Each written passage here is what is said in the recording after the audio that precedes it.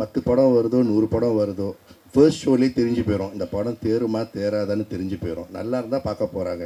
இல்லாட்டி நீங்கள் எவ்வளோ மார்க்கெட்டிங் நீங்கள் வந்து ஏரோப்ளேனில் பேனர் விட்டாலும் படம் ஊற்றிக்கிச்சுன்னா ஊற்றிக்கும். கரெக்டாக இங்கே டிஜிட்டல் வைக்க மாட்டுக்கு, சேட்டலைட் வைக்க மாட்டுக்கு, சம்பளம், தேட்டர் ரிலீஸ் பிரச்சனை நிறைய இது.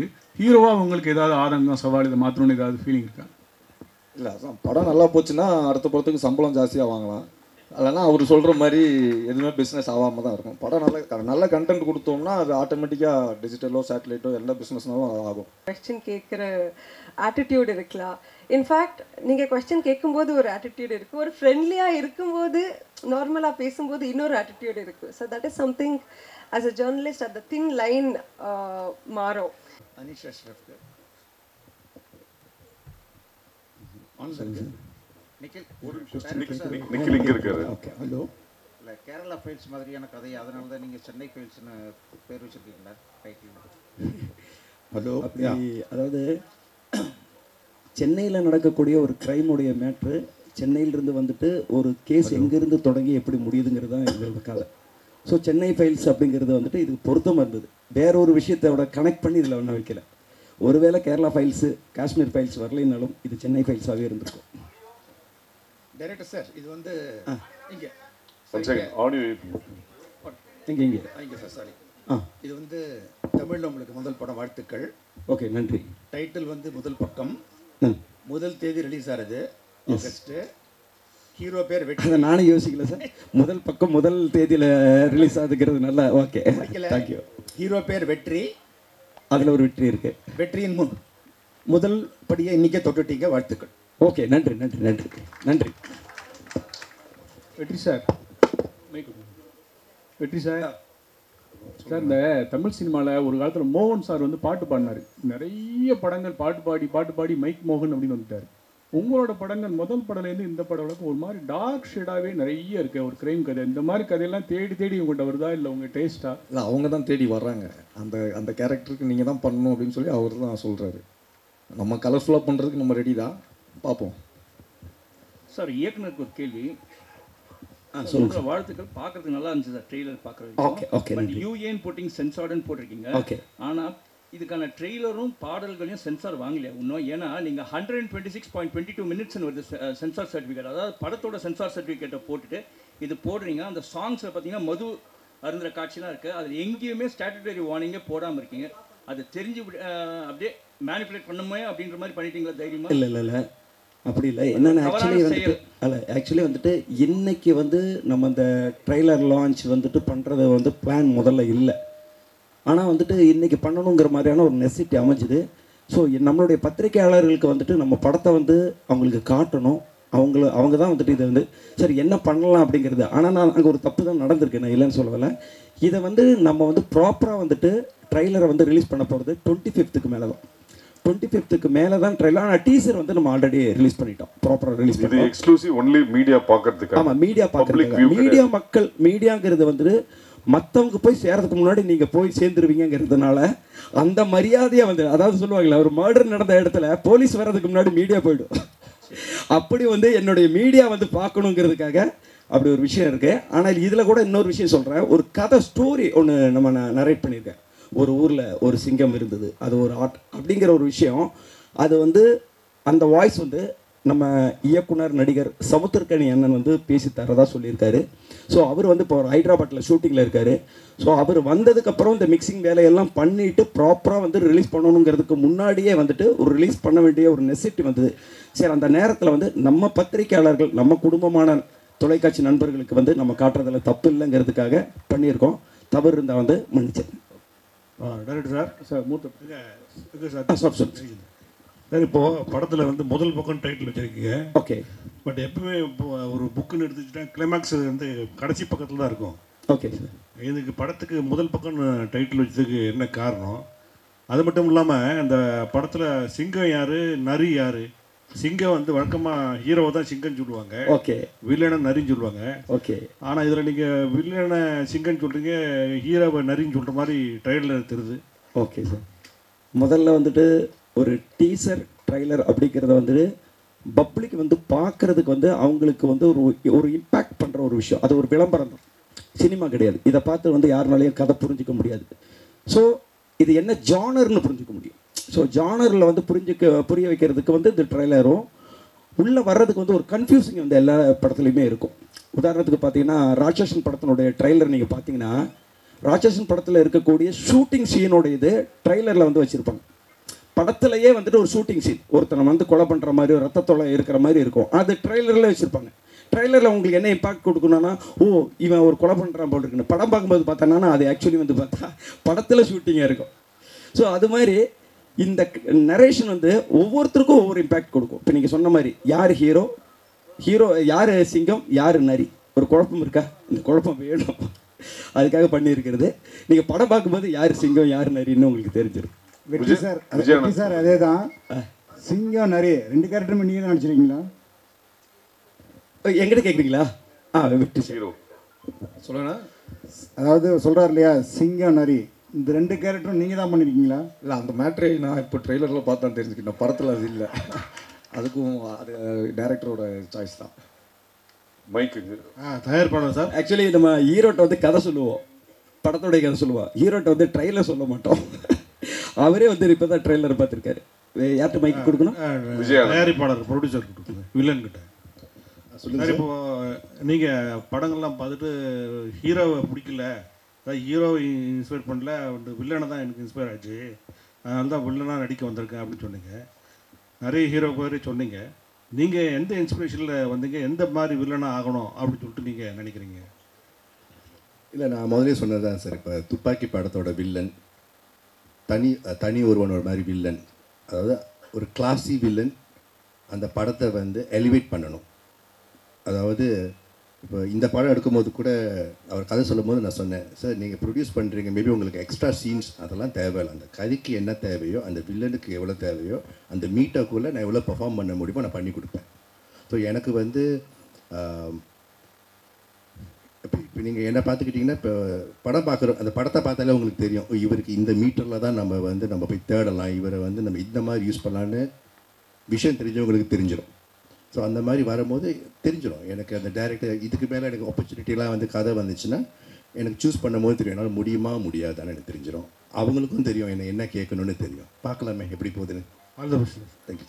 சில்வா மேடம், நீங்கள் ஜேர்னலிஸ்டாக நடிச்சிருக்கீங்கன்னு டைரக்டர் சொன்னார். ஜேர்னலிஸ்டாக நடித்தா ஹீரோயின் வந்து கொஞ்சம் கிளாமராக நடிக்க முடியாது. இந்த படத்தில் வந்து எப்படி நடிச்சீங்க, என்ன மாதிரி ஜேர்னலிஸ்ட், பாடி லாங்குவேஜ்லாம் யாரை பார்த்துருப்பீங்க? உங்களை பார்த்து தான் கற்றுக்கிட்டேன். சுந்தரம் பேர் தான் மீனாட்சி சுந்தரம் பேர். ஆனால் அவர் வந்து மீனாட்சி சுந்தரத்தில் மீனாட்சி இருக்கிறதுனால மீனாட்சி இன்ஸ்பயர் ஆகி பண்ணுவோம். டேரக்டர் சார் சொல்லுங்கள் சார். வில்லனையே முகத்தையே காமிக்கல ஒன்று. அப்புறம் வெற்றி சார் எப்போ டி ராஜேந்திரன் மாதிரியே தாடி வச்சு நடிக்கிறீங்க, எப்போ இல்லாமல் நடிப்பீங்களா? ஒருவேளை இந்த படத்துக்கு வரும்போது அவர் தாடி இல்லாமல் வந்திருந்தா கூட நான் தாடி வளர்த்த சொல்லியிருந்திருப்பேன். ஏன்னா இந்த கதைக்கு வந்துட்டு தாடி வளர்த்துன ஒரு கேரக்டர் தான் எனக்கு தேவைப்படுது. அது ஆல்ரெடி அவர் தாடியோடய முன்னாடி நடிச்சிட்டு இருந்தார். ஸோ இந்த கதைக்கும் அது தேவைப்பட்டதுனால அப்படின்னு. வில்லனை ஏன் வந்து முகத்தையே காட்டலைன்னா, அவரை வந்து ஒரு ஃபுல் மூவியாக வர்ற நேரத்தில் அவரை பார்த்தா நல்லா இருக்கும்னு நான் எதிர்பார்க்குறேன். ஏன்னா என்னதான் இருந்தாலும் அவர் வந்து தயாரிப்பாளர் இருந்தாலும் இந்த படத்தில் வந்து ஒரு அறிமுக நாயகன். அந்த அறிமுக நாயகனை ஒரு சின்ன ஷார்ட் டைமில் வந்து நம்ம காட்ட வேணாம், பிக் டைமில் காட்டுவோம் அப்படிங்கிறதுக்காக அவரை நான் வந்து ஹைட் பண்ணி வச்சுருக்கேன். சார், ப்ரொடியூசருக்கு படம் முடிச்சிட்டிங்க, ஆனாலும் கிட்டத்தட்ட ஒரு 2 years கிட்ட உட்காந்து எடிட்டே பண்ணிகிட்டு இருக்கோம் அப்படின்னு சொன்னீங்க. நீங்கள் 1 year why took so much time? நீங்கள் எக்ஸிக்யூஷன் பண்ணீங்க, அது கூட ஷார்ட் ஃபிலிம்லாம் எடுத்து பார்த்துட்டீங்க, படமும் முடிஞ்சிருச்சு. Then why you took 1 year to edit? நாங்கள் அந்த டயத்துக்கு வெயிட் பண்ணினோன்றது வேறு, but still I was sizzling the படம்ன்றதுக்கான ரீசன் இல்லை. ஏன்னா அந்த ஒரு டைமில் சார், அந்த 1 year இருக்குல்ல, எடிட் பண்ணுறது ஒரு பக்கம். அந்த டைமில் வந்து மார்க்கெட்டில் பார்த்தீங்கன்னா புது படம் எல்லாமே வெளியே வரல, எல்லாம் பழைய படமாகவே ரிலீஸ் பண்ணிட்டு இருந்தாங்க. கர்ணன், கில்லி இதெல்லாம் திருப்பி வந்துகிட்டு இருந்துச்சு. ஸோ ஒரு டைம் இருந்துச்சு, அந்த டைம் சரியாக இருக்கணும் இல்லையா? அந்த மார்க்கெட்டிங்னு ஒரு டைம் இருக்குது. ஸோ அந்த ஒரு டைம் வந்து மஞ்சுபல் பாய்ஸ்லாம் ஓடிக்கிட்டு இருந்துச்சு. So I say let's wait, அந்த ஒரு டைம் வரட்டும் கரெக்டாக. But will just keep. ஏன்னா ஒரு க்ரைம் த்ரில்லரை எடிட் பண்ணுறது இருக்குல்ல, நாட் அ ஈஸி ஜாப். அந்த கரெக்டாக அந்த மீட்டரில் உட்காரணும், ரைட்? அப்புறம் பாட்டு இருக்குது, அந்த பாட்டை நம்ம திருப்பி இது பண்ணோம். அந்த பாட்டை வந்து மாஸ்டரிங் கூட நம்ம லண்டனில் கூட கொண்டு செஞ்சுட்டு வந்தோம். அந்த குவாலிட்டியை கொண்டு வருவோம், கரெக்டான டைமில் கொண்டு போவோம். ஏன்னா படம் வந்து 4 கோடியோ 5 கோடியோ அதை நம்ம கரெக்டாக மார்க்கெட்டிங் பண்ணணும். பிகாஸ் நான் வந்து பிஸ்னஸ் மேன், அது டைம் எடுத்துக்கிட்டாலும் கரெக்டாக மார்க்கெட்டிங் கரெக்டாக இருக்கணும், கரெக்டான டைமில் வரணும். ஸோ நாங்கள் படத்தை ரிலீஸ் பண்ணலான்னு பிளான் பண்ணது லாஸ்ட் இயர் நவம்பர். அங்கேருந்து நாங்கள் பார்த்துக்கிட்டே வரோம். இப்போ இந்த டைம் கரெக்டாக இருக்குன்னா ஒரு 1 to 2 weeks டைம் ஃப்ரேம் வேணும் கரெக்டான டைமில் வெளியாக்குறதுக்கு இல்லையா. கரெக்டாக இப்போ அமைஞ்சிச்சு. எனக்கு வந்து மார்ச்சில் ரிலீஸ் பண்ண சொல்லியிருந்தா கூட பண்ணியிருப்போம். ஆனால் பெரிய படங்கள் வந்துக்கிட்டே இருக்குது, நமக்கு ஸ்க்ரீன்ஸ் கரெக்டாக கிடைக்கணும், அதெல்லாம் பிளான் பண்ணணும். சும்மா எடுத்தோம் அப்படின்னு பண்ண முடியாது, ரைட். படம் நல்லாயிருக்கும், ஆனால் நீங்கள் கரெக்டாக கொண்டு போய் சேர்க்கலன்னா படம் நல்லா ரீச் வராது இல்லையா. ஸோ கரெக்டாக பொறுமையாக கொண்டு போயிருக்கோம், அவ்வளோதான். டைரக்ட் சார் ஒரு விஷயம் சொல்லுங்கள். அதாவது புது தயாரிப்பாளரோ இல்லை ஏற்கனவே படம் எடுத்துக்கிட்டு இருந்த தயாரிப்பாளரோ அங்கே இருக்கீங்க. புது தயாரிப்பாளரோ ஏற்கனவே படம் எடுத்துக்கிட்டு இருந்த தயாரிப்பாளரை விட நீங்கள் நெருங்கி ஒர்க் பண்ணிடலாம். இவர் எல்லா விவரம் தெரிஞ்சவராக இருந்தார், இதனால் எப்படி ஒர்க் பண்ணீங்க, பிரச்சனை வந்துதான்? ஆக்சுவலி வந்துட்டு அது ஒரு வகையான ப்ளஸ்ஸாக இருந்தது. ஏன்னா எந்த ஒரு இயக்குனரும் ஒரு கதை வந்து அவங்க எழுதும் பொழுது இது சூப்பராக இருக்கும் அப்படின்னு சொல்லி தான் அவங்களுக்குள்ள ஒரு நம்பிக்கை இருக்கும், அதில் மாற்றமே இருக்காது. ஸோ அப்படி எடுத்து கூட ஏன் படம் ஃபெயிலியர் ஆகுது அப்படிங்கிற ஒரு கொஸ்டின்ஸ் இருக்குது. நல்ல படம் தானே, நல்ல கதை தானே யோசிச்சிருப்பா. அப்படி இதை வந்து ஃபெயிலியர் படம் பண்ணணும்னு யாரும் யோசிச்சிருக்க மாட்டாங்க. அப்படி ஒரு நல்ல கதை யோசித்து கூட வெளியில் வரும்போது அந்த படம் ஃபெயிலியராக மாறுதுன்னா அதில் சில குறைகள்லாம் இருந்திருக்கும். அந்த குறைகள் வந்து ஒரு இயக்குனராக, ஏன்னா அந்த படத்தினுடைய ஒரு தந்தையாக எனக்கு என் மகன் மேலே வந்து எனக்கு குற்றம் தெரியாது. அந்த குற்றத்தை வந்துட்டு அவர் வந்து எடுத்து சொல்லும்போது அவர் சொன்ன எல்லாத்தையுமே நான் மாற்றலை. அவர் வந்து நான் நிறைய சிங்கப்பூரில் இருக்கக்கூடிய நண்பர்கள் காட்டினேன், நான் பார்த்தேன். எனக்கு இந்த இடத்துல மட்டும்தானா அதை நான் திரும்ப வந்து நான் பார்ப்பேன்.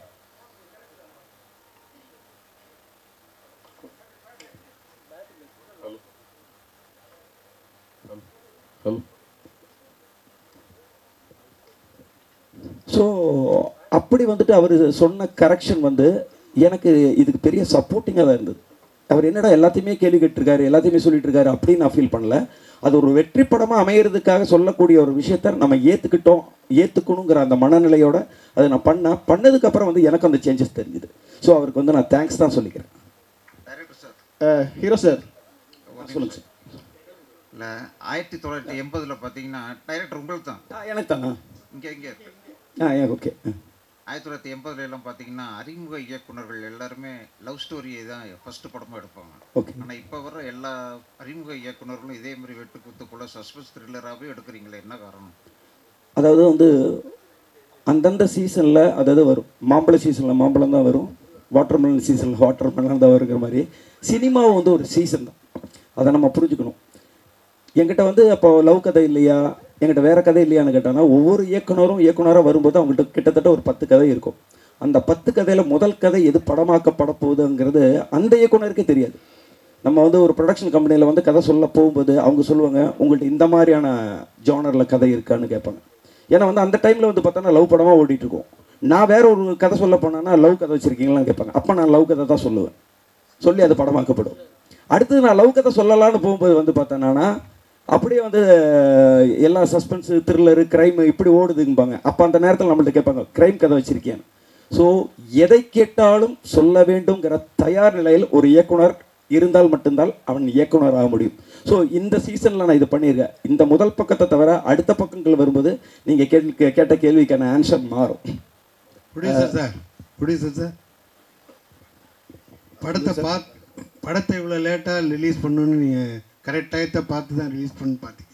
ஆனால் இப்போ வாரத்துக்கு 10 படம் ரிலீஸ் ஆகிட்டாங்க. உங்கள் படம் 1ஆம் தேதி கிட்டத்தட்ட 7 படம் 8 படம் வருது, 12 படம் வருது. இதை எப்படி நீங்கள் சமாளிப்பீங்க சார்? மற்ற படத்தை பற்றி நான் கவலைப்பட போகிறது கிடையாது. எனக்கு என் படம் எவ்வளோ ரீச் போயிருக்கு அதுதான் எனக்கு தெரிஞ்சு. இங்கே இருக்கிறவங்க போஸ்டரை பார்த்து எனக்கு மெசேஜ் அனுப்புகிறாங்க. சிங்கப்பூர் மலேசியாவில் இருக்கிறவங்களுக்கு நியூஸ் தெரியும் இந்த மாதிரி படம் August 1 வருதுன்னு. எண்ட் ஆஃப் தி டே நம்ம 10 படம் வருதோ 100 படம் வருதோ ஃபர்ஸ்ட் ஷோலேயே தெரிஞ்சு போயிடும் இந்த படம் தேருமா தேராதான்னு தெரிஞ்சு போயிடும். நல்லா இருந்தால் பார்க்க போகிறாங்க. இல்லாட்டி நீங்கள் எவ்வளோ மார்க்கெட்டிங் நீங்கள் வந்து ஏரோப்ளேனில் பேனர் விட்டாலும் படம் ஊற்றிக்கிச்சுன்னா ஊற்றிக்கும். கரெக்டாக? ஸோ எனக்கு தெரியும் ஃபர்ஸ்ட் ஷோ பார்த்துட்டு படம் நல்லா இருக்குன்னு சொல்லுவாங்கன்னு தெரியும். ஸோ நல்லா இருக்கிற படத்தை பார்க்க போகிறீங்க, இல்லைன்னா அதுவாக போய்க்கும். சார் கவலை இல்லை. ஹீரோ சார், சார் உங்களுடைய முதல் படத்துக்கும் 2வது படத்துக்கும் அதிக இடைவெளி இருந்துச்சு. அது எல்லாருக்குமே தெரியும். ஆனால் இப்போ சமீப காலமாக பார்த்தீங்கன்னா நீங்கள் வெள்ளிக்கிழமை நாயகனாக வந்துட்டு இருக்கீங்க. வாரத்தில் ஒரு வாரம் விட்டு ஒரு வாரம் உங்கள் படம் ரிலீஸ் ஆகிட்டு இருக்கு. இது எதனால சார் சீக்கிரம் சதம் அடிக்க முயற்சி பண்ணுறீங்களா? இல்லை அப்படி இல்லை, அவர் சொல்கிற மாதிரி ஒரு வருஷத்துக்கு முன்னாடி பண்ண படம் இதெல்லாம். நிறைய படம் வந்து ரிலீஸ் பண்ணாமல் வச்சு இப்போ மொத்தமாக லைனாக ரிலீஸ் ஆகுது. அதனால தான் வந்து உங்களுக்கு டக்குன்னு வந்த மாதிரி இருக்குது. இல்லை இடையில ஜிவி பிரகாஷ் சார் வெள்ளிக்கிழமை நாயகன்னாங்க. இப்போ எல்லாருமே சொல்கிறாங்க சார் நீங்கள் தான் வெள்ளிக்கிழமை நாயகன் சொல்லிட்டு இருக்காங்க. ரொம்ப சந்தோஷம். வெற்றி சார், அதே இது கன்னிஷா, இன்றைக்கி உள்ள சினிமா வந்து கொஞ்சம் மோசமாக இருக்குது. ஒரு வருஷத்துக்கு 5% 6% படம் தான் ரிலீஸ் ஆகுது. நீங்கள் தெரிஞ்ச முகம் தெரிஞ்ச ஹீரோ, பிரபல ஹீரோனாலும் நீங்கள் என்னென்ன சவால் சந்திக்கிங்க? டிஜிட்டல் விற்க மாட்டுக்கு, சேட்டலைட் விற்க மாட்டுக்கு, சம்பளம், தேட்டர் ரிலீஸ் பிரச்சனை நிறைய இது. ஹீரோவாக உங்களுக்கு ஏதாவது ஆதங்கம், சவால், இதை மாற்றணும்னு ஏதாவது ஃபீலிங் இருக்கா? இல்லை அதான் படம் நல்லா போச்சுன்னா அடுத்த படத்துக்கு சம்பளம் ஜாஸ்தியாக வாங்கலாம். இல்லைன்னா அவர் சொல்கிற மாதிரி எதுவுமே பிஸ்னஸ் ஆகாமல் தான் இருக்கும். படம் நல்ல கண்டென்ட் கொடுத்தோம்னா அது ஆட்டோமேட்டிக்காக டிஜிட்டலோ சேட்டலைட்டோ எந்த பிஸ்னஸ்னாலும் அது ஆகும். படம் நல்லா இல்லைன்னா அது பிஸ்னஸ் கொஞ்சம் ஸ்டாப் ஆகி தான் இருக்கும். சார் டைரக்டர் சார் சொல்லுங்கள். இந்த படம் ஒரு த்ரில்லர் படம். ட்ரெய்லர் பார்க்குறப்ப தெரியுது. ஹீரோ வெற்றி அண்ட் ஹீரோயின் ஷில்பா மஞ்சுநாத் இவங்களுக்குள்ள கெமிஸ்ட்ரி எப்படி இருந்தது? ஸோ அவங்கள்ட்ட தான் கொஞ்சம் பர்ஃபார்மன்ஸ் எதிர்பார்த்து வருவாங்க. அந்த ரசிகர்களுக்கு என்ன மாதிரியான இதாக இருக்கும்? ஓகே, இந்த கேள்வி ஆக்சுவலி அவங்க 2 பேர்த்திட்டு கேட்டிருக்கணும். பரவாயில்ல, ஒரு இயக்குனராக சொல்கிறேன். யாரோ சொன்னாங்க ரிப்போர்ட்டராக நடிக்கும்போது வந்து கிளாமராக இருக்காது. அப்படி இருக்கும்போது வந்து நீங்கள் எப்படி நடிச்சிங்கன்னா உண்மையாலுமே கிளாமர் கிடையாது. உண்மையாலுமே கிளாமர் இல்லாமல் ஒரு ரிப்போர்ட்டர் அவங்க கரெக்டான ஒரு பதில் சொன்னாங்க. இந்த ரிப்போர்ட்டர் எங்கேருந்து கற்றுக்கிட்டா உங்கள்கிட்ட இருந்து கற்றுக்கிட்டாங்கன்னு. அதே மாதிரி தான் படத்தில் அவங்கள தெளிவான ஒரு ரிப்போர்ட்டராக மட்டும்தான் காட்டியிருக்காங்க. டக்குன்னு 2 பேர் வந்து பார்த்தாங்க, கண்ணும் பார்த்தது, காதல் பாட்டு போனதுங்கிறது என் படத்தில் இல்லை. ஆனால் அவங்களுக்கான ரோலில் 2 பேரும் எப்படி ட்ராவல் பண்ணணுமோ அதை நான் கரெக்டாக காட்டியிருக்கிறேன். அந்த ட்ராவலில் அவங்களோட கெமிஸ்ட்ரி வந்து கரெக்டாக இருந்தது. வெற்றி சார், இப்போ நீங்கள் கூட சொன்னீங்க படத்தினுடைய கண்டென்ட் நல்லா இருந்தால் நல்லா ஓடும், இல்லைன்னா ஓடாது அப்படின்ட்டு. ஆனால் இல்லை ஓடுறது சொல்ல பிஸ்னஸ் ஆகுறது. பிஸ்னஸுக்கு சேட்டலைட்டோ பிஸ்னஸுக்கே கண்டென்ட் தான் முக்கியங்கிறப்ப அதை வச்சு ஹீரோக்கள் சம்பளத்தை ஏற்றுறது அப்படிங்கிற ஒரு விஷயம் இருக்குல்ல, அதை பற்றின ஒரு விமர்சனம் பல பேரும் சொல்லிகிட்டே இருக்கிறாங்க. படத்துடைய கண்டென்ட் தான் முக்கியம், டைரக்டர் தான், நீங்களும் அதை சொல்கிறீங்க. ஆனால் ஹீரோக்களுடைய சம்பளம் ஏற்றுறாங்களே, அதை பற்றி என்ன நினைக்கிறீங்க? நான் ஒன்றும் ஏற்றலையே. இல்லை பொதுவாக சொல்கிறேன். இப்போ நீங்கள் பேசுகிறது சினிமா இண்டஸ்ட்ரி பற்றி பொதுவாக சொன்னீங்க. அது மாதிரி பொதுவாக சொல்கிறேன், அந்த மாதிரி ஒரு விமர்சனம் இருக்குல்ல. இல்லை அவங்க கொடுக்குறாங்க, இவங்க வாங்குறாங்க, அவ்வளோதானே. கொடுக்குறவங்க இருக்கிற வரைக்கும் வாங்குறவங்க வாங்கிட்டு தானே இருப்பாங்க. நன்றி. Shilpa, my question to Shilpa ma'am. Shilpa, playing a journalist in a crime thriller must have been exciting and challenging too. We all know you're a perfectionist. What kind of homework you did exactly to do justice to the character? Because the whole film revolves around you. Sir, to correct, it doesn't revolve around me because இது த்ரில்லர்னால வெற்றி and Mahesh அவர் கூட தான் ஒரு journey தான் இது. இது கூட வந்துட்டு ஒரு அந்த பிரிட்ஜ் வந்துட்டு நான் சேர்ந்து தரேன். ஸோ அந்த மாதிரி கேரக்டர் தான் இந்த படத்தில் பண்ணியிருக்கேன். No, I am not. I'm helping him to unreveal it. So, and எப்படியான ஹோம்ஒர்க் பண்ணும்போது நான் இண்டஸ்ட்ரிக்கு வரும்போதே தியேட்டர்ஸ் பண்ணிட்டு தான் நான் வந்தேன். வீதி நாடகம் அதெல்லாம் பண்ணிட்டு தான் கற்றுட்டு தான் வந்தேன். ஸோ அங்கே Prakash Belawadi sir was my guru. So first thing what he told to be a good actor is, நீங்கள் ஒரு பார்க்கும்போது ஒரு வித்தியாசமாக இருக்குன்னா you have to be like a sponge, you have to absorb them. So நான் வீட்டுக்கு போயிட்டு like if I see something interesting I will start behaving like them. So as a person I am like that. So whenever I come see you all, there are so many characters, so it was not difficult for me because morning in the night work we will be around you, talk with you, like interviews irukla. So playing you guys was not a difficult task for me. The body language irukla, neenga question kekra attitude irukla. In fact neenga question kekkumbodhu or attitude irukku, or friendly ah irukumbodhu normal ah pesumbodhu innor attitude irukku. So that is something as a journalist at the thin line maro. When I was questioning him in the movie also, நீங்கள் ஃப்ரெண்ட்லியாக மாறுறதுக்கும்போது ஒரு attitude மாறிடும். And ஒரு ஜேர்னலிஸ்டாக கேட்கும்போது there is ஒரு கத்து இருக்கும். And there is a power in your pen. Like the journalism ஒரு மைக் கொடுக்கும்போது ஒரு பவர் இருக்குது. நாங்கள் அது அவாய்ட் பண்ண முடியாது. So you ask my question, I can't say, நான் சொல்ல மாட்டேன். Because that's a power. So ஜேர்னலிஸ்ட்டுக்கு அந்த பவர் இருக்குது, அந்த வாய்ஸில் இருக்கட்டும், அந்த பெனில் இருக்கட்டும். So I think that was important here. Thank you. One second. Bharath வந்து ஒரு கொஸ்டின் கேட்டிருந்தாரு, இந்த மாதிரி ஒரு வருஷம் ஏன் எடிட்டிங், ஒரு வருஷம் ஏன் தள்ளின்னு.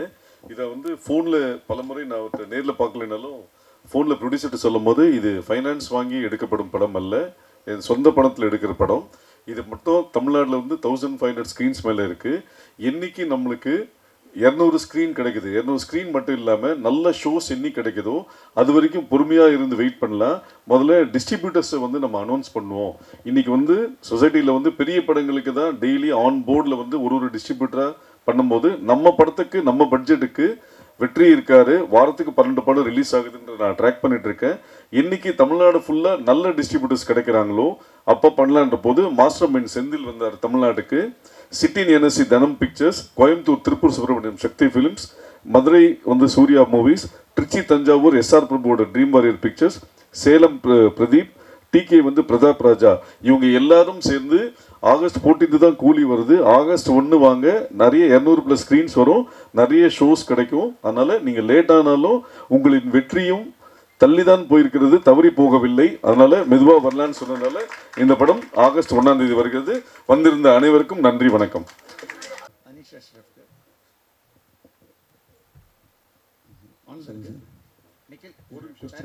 நிக்கில் இங்கே இருக்காரு. ஹலோ. இல்லை, கேரளா ஃபைல்ஸ் மாதிரியான கதை, அதனால தான் நீங்கள் சென்னை ஃபைல்ஸ்னு பேர் வச்சுருக்கீங்களா டைட்டில்? ஹலோ. அதாவது சென்னையில் நடக்கக்கூடிய ஒரு க்ரைமுடைய மேட்ரு, சென்னையிலிருந்து வந்துட்டு ஒரு கேஸ் எங்கேருந்து தொடங்கி எப்படி முடியுதுங்கிறது தான் எங்களோட கதை. ஸோ சென்னை ஃபைல்ஸ் அப்படிங்கிறது வந்துட்டு இதுக்கு பொருத்தமாக இருந்தது. வேற ஒரு விஷயத்தோட கனெக்ட் பண்ணி இதில் ஒன்றும் வைக்கல. ஒருவேளை கேரளா ஃபைல்ஸு காஷ்மீர் ஃபைல்ஸ் வரலைனாலும் இது சென்னை ஃபைல்ஸாகவே இருந்திருக்கும். டைரக்டர் சார், இது வந்து இங்கே இங்கே சார், சாரி. இது வந்து தமிழில் உங்களுக்கு முதல் படம், வாழ்த்துக்கள். ஓகே, நன்றி. டைட்டில் வந்து முதல் பக்கம், முதல் தேதி ரிலீஸ் ஆகுது ஆகஸ்ட். ஹீரோ பேர் வெற்றி. அதை நானும் யோசிக்கல சார். முதல் பக்கம் முதல் தேதியில் ரிலீஸ் ஆகுதுங்கிறது நல்லா. Okay, thank you. ஹீரோ பேர் வெற்றி, அதில் ஒரு வெற்றி இருக்கு. வெற்றியின் முன் முதல் படியை இன்னைக்கே தொட்டுட்டீங்க, வாழ்த்துக்கள். ஓகே, நன்றி நன்றி நன்றி நன்றி.